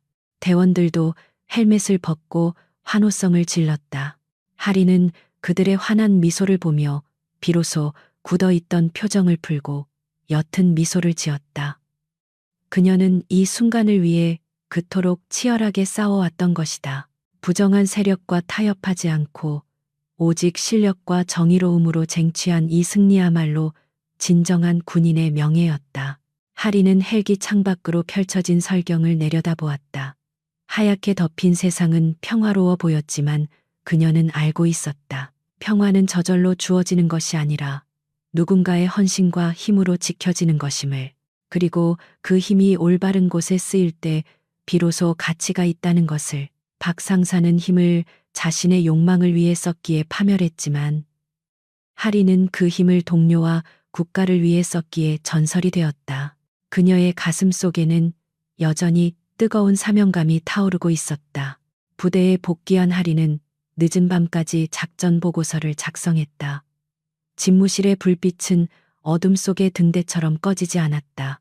그녀는 박 상사 사건을 겪으며 한층 더 성숙해졌고 인간의 나약함과 잔혹함, 그리고 그 너머에 있는 희망을 동시에 목격했다. 그녀는 펜을 내려놓고 벽에 걸린 태극기를 바라보았다. 그녀가 가야 할 길은 여전히 멀고 험난할 것이지만 그녀는 결코 멈추지 않을 것이다. 그녀는 707의 지휘관이자 대한민국을 지키는 방패이기 때문이었다. 몇 년 후 특전사령부 훈련교장, 교관이 된 할인은 신입대원들 앞에 서 있었다.